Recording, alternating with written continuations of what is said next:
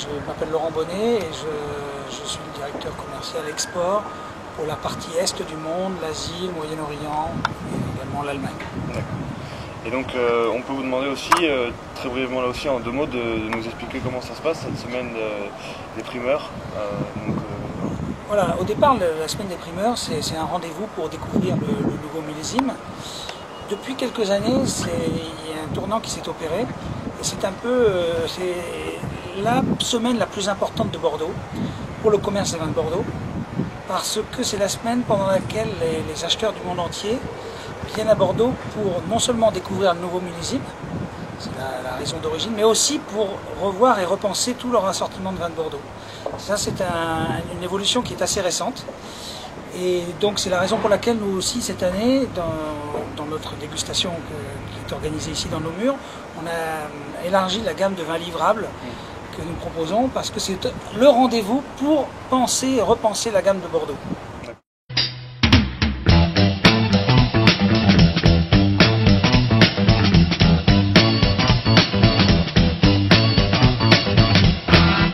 Une question qui nous vient aussi à l'esprit, après donc un millésime aussi bon donc, que le 2009, est-ce que vous sentez le même attrait cette année pour le vin qui va être présenté cette semaine? Alors, ça c'est une question intéressante et une question qu'on nous pose souvent. C'est vrai que dans l'histoire des vins de Bordeaux, il y a eu plusieurs fois des 2 grands millésimes qui se suivent, même parfois 3 grands millésimes. Pour parler des millésimes les plus récents, il y a eu 88, 89, 90, il y a eu 95, 96, il y a eu 2000, 2001. Et à chaque fois que ce scénario s'est passé, on s'est aperçu qu'il y avait une difficulté commercialement à pouvoir enchaîner 2 grands millésimes de suite. Soit le premier, avec 95, a eu du mal à trouver son marché, 96 a marché, ou inversement, 2000 a super bien marché, 2001 moins bien. Alors on se dit, dans l'histoire, Bordeaux n'a jamais réussi à commercialiser 2 grands millésimes de suite.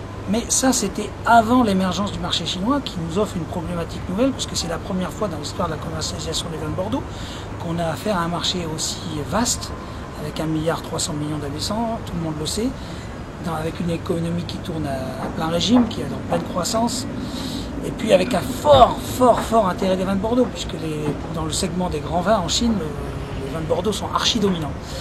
Donc, c'est la grande inconnue, et on se dit, à ce stade, il faut être prudent parce que la commercialisation des vins de Bordeaux offre toujours des surprises. En 2008, on pensait qu'il n'y aurait pas de campagne suite à la crise financière.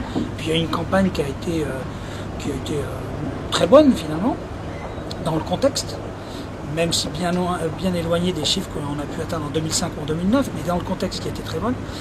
Et c'est la première fois donc en 2010 qu'on a quasiment une campagne qui est faite d'avance. On se dit tout est prévendu et tout va se vendre facilement. Donc voyons voir, mais disons que le contexte est plutôt favorable. Jusqu'au mois de janvier, on avait quelques inquiétudes parce qu'on a un paramètre qui est incontestable, c'est le nombre de gens qui vont venir à cette semaine de dégustation des primeurs. Jusqu'en janvier, il nous semblait qu'il n'y avait aucun engouement, que personne n'allait venir, alors qu'à la même époque, l'an passé, on avait déjà beaucoup de gens qui s'étaient annoncés. Et puis ça s'est précipité dans les dernières semaines, en février, mars, et je pense qu'on a beaucoup plus de visiteurs qu'en 2009 encore. Notamment un grand nombre d'Asiatiques par rapport à l'année dernière. Alors il y avait déjà beaucoup d'Asiatiques l'année dernière, et il y en a encore plus. Alors, il faut se méfier avec les Asiatiques parce que les Asiatiques ont une petite différence par rapport aux autres acheteurs du monde entier, c'est qu'ils viennent en groupe.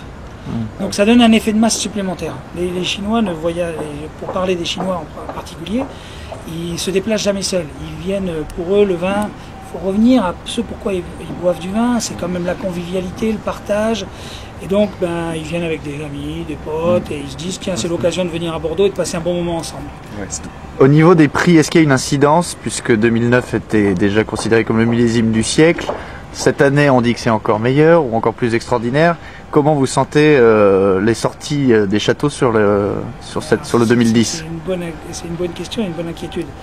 Non, la campagne primeur 2009 a formidablement bien marché. Les châteaux ont vendu pour la quasi-totalité tout ce qu'ils voulaient vendre. Le marché en général est sur une bonne dynamique et il y a eu beaucoup de demandes. Donc les châteaux ont beaucoup vendu de stock de millésimes livrables, en plus dans la foulée des primeurs 2009. Donc ils ne sont pas enclins à vendre beaucoup. Et donc ils sont plutôt enclins à rester forts sur leur position et sur leur niveau de prix, quitte à vendre un peu moins. Maintenant, c'est toujours le marché qui décide. Et le marché a toujours raison, et la commercialisation des vins de Bordeaux en primeur est toujours la même. Elle suit une sorte de processus établi d'avance où on commence par les petits vins. Donc et puis pour monter en gamme progressivement, donc il y a un vin, les uns se positionnant par rapport aux autres. Donc on va voir, il y a à un moment donné un vin qui va se lancer, qui va donner une tendance par rapport au millésime 2009, moins cher, plus cher, au même prix. Et en fonction de la réaction du marché, les autres vont emboîter le pas et vont suivre.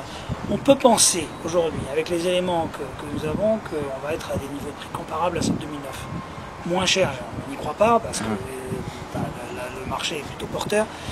Plus cher, en tout cas au départ, on ne s'oriente pas vers ce scénario-là parce que tout le monde finalement est satisfait du niveau de prix qu'on atteint en 2009. On va plutôt essayer de consolider cette position. Cependant, s'il y a un formidable engouement à ce niveau de prix, il est fort à parier que vers la fin de la campagne, le prix sera plus cher que 2009.